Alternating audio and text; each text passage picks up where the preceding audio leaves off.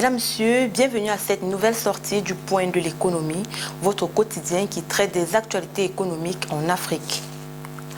Commençons ce round-up avec le prix de l'immobilier tunisien qui a augmenté de 6% au troisième trimestre 2020 par rapport à la même période de l'année précédente. Selon l'indice des prix de l'immobilier publié le 4 décembre dernier par l'Institut national de la statistique, les prix des appartements ont enregistré une hausse de 3,7% au cours du troisième trimestre 2020 par rapport à la même période de l'année dernière, soit 9,5% la moyenne enregistrée au cours des 5 dernières années. Cette augmentation est due d'une part à la hausse de 2,4% des prix du foncier résidentiel et 3,4% des prix de logement et d'autre part à la baisse de 3% des prix des appartements au cours du troisième trimestre 2020 par rapport au deuxième trimestre de l'année en cours. 1449 milliards de francs CFA, c'est la somme que déclare avoir investi en 45 ans la Banque de développement des États de l'Afrique centrale pour la réalisation des projets de développement dans l'Afrique centrale. En sa qualité d'institution financière communautaire, la Banque de développement des États de l'Afrique centrale se positionne comme l'un des catalyseurs du progrès dans les 6 pays de la communauté économique et monétaire de l'Afrique centrale. Au-delà de la réalisation des projets intégrateurs qui font partie des priorités des États, la Banque a orienté ses interventions dans les domaines de l'éducation, la santé, l'industrie et l'agro-industrie, le développement agricole et rural, les télécommunications, les infrastructures routières, portuaires et aéroportuaires et l'énergie. Une option qui pourrait donc apporter un coup d'accélérateur aux échanges commerciaux qui se situent autour de 2% en Afrique centrale. 2,2 milliards de francs CFA, c'est la somme que va débourser l'État du Cameroun par mois pour doter le septentrion de 20 MW d'électricité. Dans le détail, 12 MW supplémentaires seront installés à la centrale de Ndjamboutou, tandis que 8 MW seront installés à Gaoundéré. Cette opération, qui vise à renforcer l'offre énergétique dans le Grand Nord, devrait aboutir en mi-janvier 2021. Ceci dans le but de réduire les délestages qui font rage dans les régions du Nord, de l'extrême Nord et de la Damawa depuis 2 mois du fait de la faible pluviométrie qui a réduit à 48% le taux de remplissage du barrage de Lac-d'Eau, la principale infrastructure permettant d'alimenter cette partie du Cameroun en énergie électrique.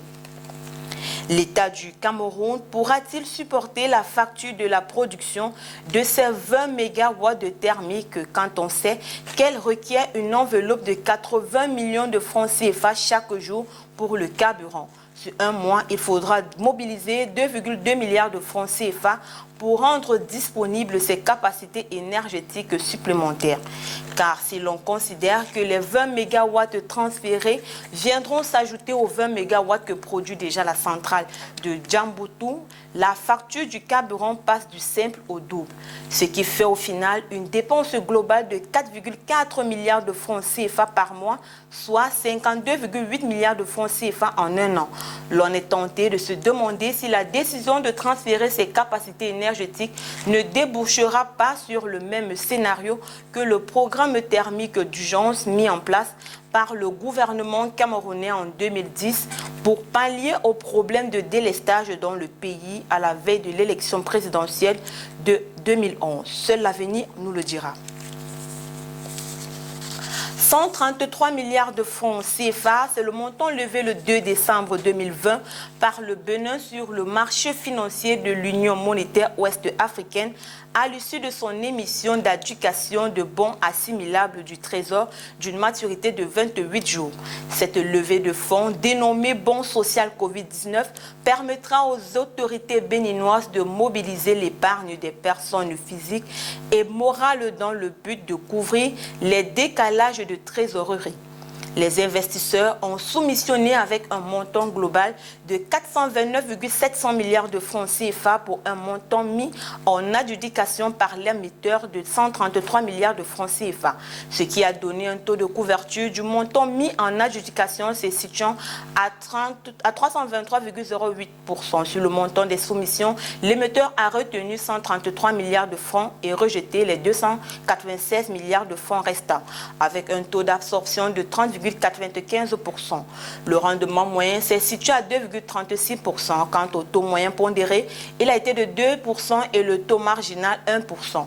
Le remboursement du capital par l'émetteur interviendra le premier jour ouvré suivant la date d'échéance fixée au 30 décembre 2020.